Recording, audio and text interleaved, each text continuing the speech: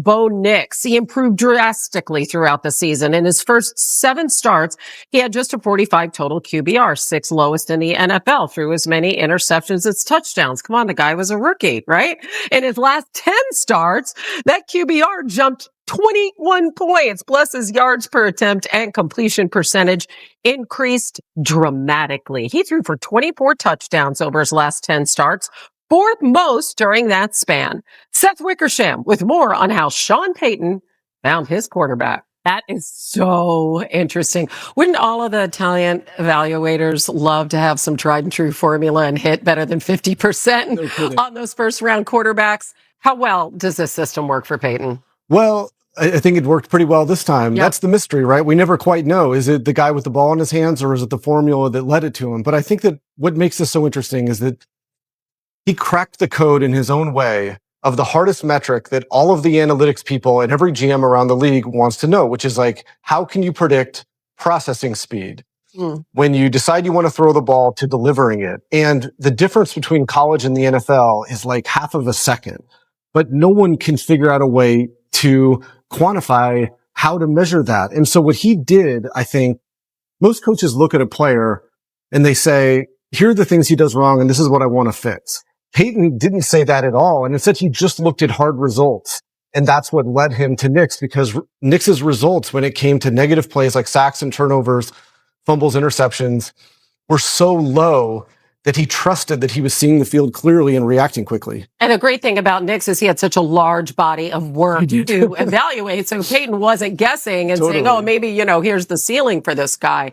It's really interesting because we do know, Peter, that the Broncos have maybe the best defense in the NFL. It's great. And that's awesome for Nix. What about the other side of the ball? Have they done enough to help him build off of last year? Well, I'd first say what a testament to Seth and what a reporter that he is, and that Sean Payton's even willing to share that contents of the manila folder with him. And when you unveil that, it can't just be the quarterback. You have to build around him as well.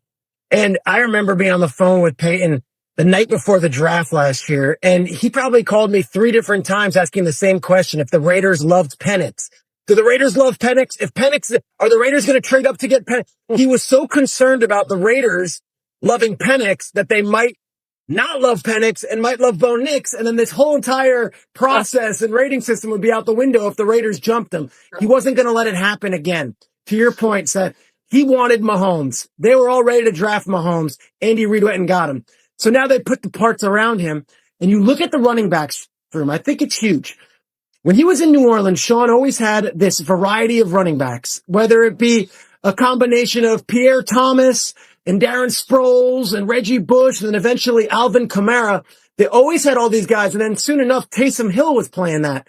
In Denver, they're building a stable of running backs, and all the fantasy folks will tell you Harvey's the guy, and he will be, but they still really like Jaleel McLaughlin. They still are really excited about getting J.K. Dobbins, and they still like the kid Estime that they got from Notre Dame last year. So that's going to be key, because Sean Payton has always been a passing guy. We know that. And it's always been about Breeze. But that stable of running backs is almost as important in New Orleans as it was the passing game. And they are very high on what they have in the running backs room this year as well. Yeah, they traded up to get Nix's college teammate, Troy Franklin, as well. So this is just one part of your new book, and I'm with Schrags. I mean, kudos to get Sean Payton to peel back the coaching onion at all is unbelievable. What else can we expect? Because I know you're going to have some more great revelations for us coming up. What was funny, and I didn't tell a soul about that. I didn't even tell my wife. Nobody knew that he had showed me that. I didn't talk to a single person about it, and it all worked out. He was a happy guy after the draft. I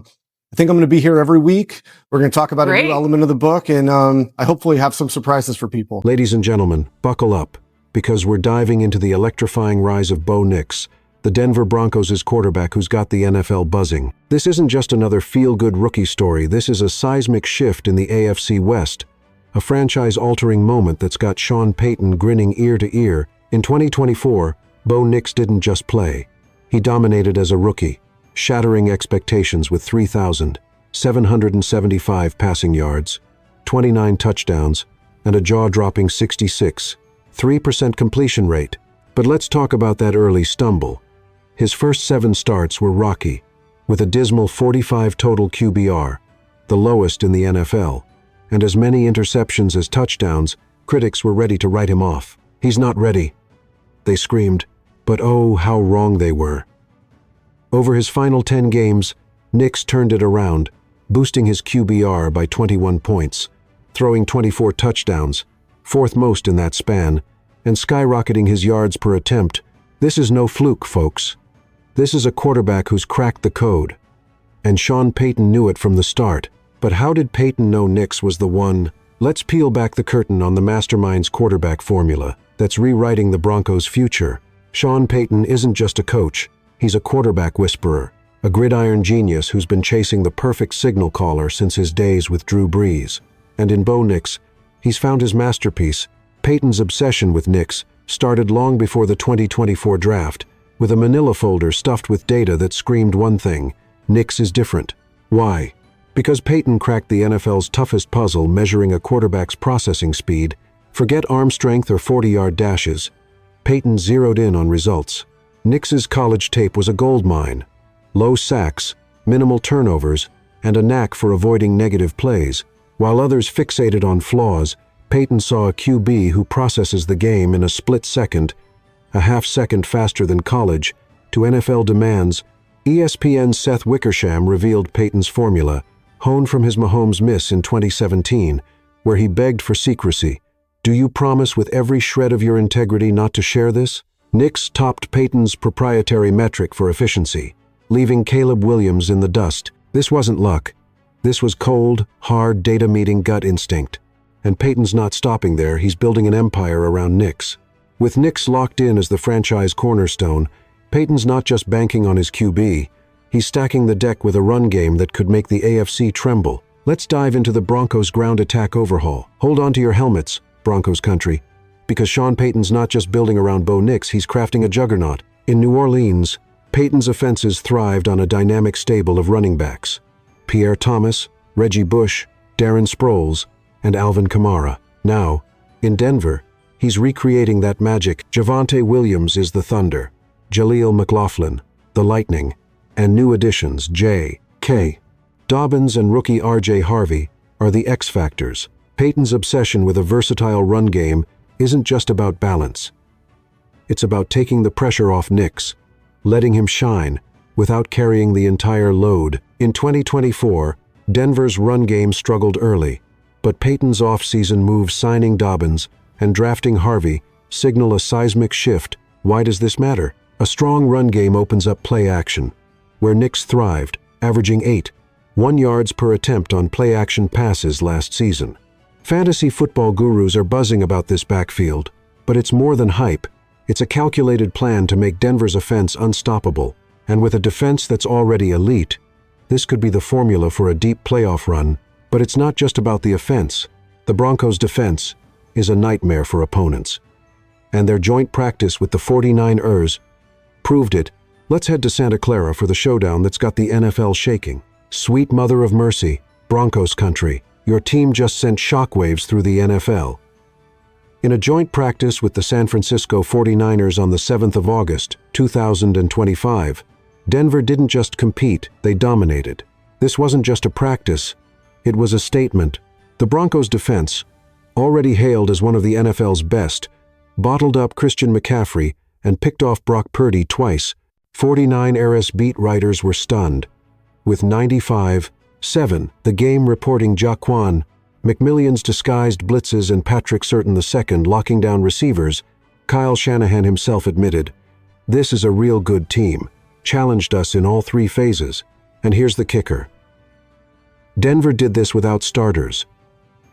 Dre Greenlaw, Alex Singleton, and Brandon Jones. Christian McCaffrey called the Broncos' defensive line really good, and Talanoa Hufanga compared it to the 49ers' Super Bowl caliber unit. On offense, Bo Nix was surgical, delivering a highlight reel cross-body throw to Devon Vele. Despite limited reps, Mike McGlinchey summed it up. "We're going to be in a lot of games because we have Bo Nix as our quarterback." This wasn't just a practice, it was a warning to the AFC. But while Denver's soaring, their AFC West rivals are reeling. Let's talk about the Chargers' crushing blow and what it means for the division race. The AFC West is a battlefield, and the Los Angeles Chargers just took a devastating hit. On the 7th of August, 2025, star left tackle Rashawn Slater suffered a season-ending torn patellar tendon during practice. A gut punch for a team banking on a run-heavy identity under Jim Harbaugh. The Chargers doubled down on their ground game, adding Najee Harris and drafting Marshawn Lloyd in the first round, but without Slater protecting Justin Herbert's blind side, their plans are crumbling. This is a golden opportunity for Denver, with Kansas City's Patrick Mahomes still a juggernaut and Las Vegas building under Pete Carroll.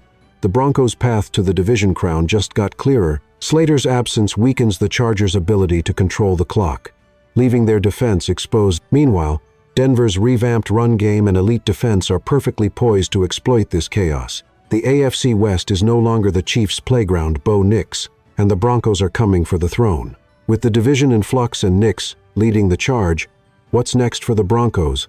Let's wrap this up with a look at their Super Bowl dreams and a call to action for Broncos country. Broncos country, this is your moment.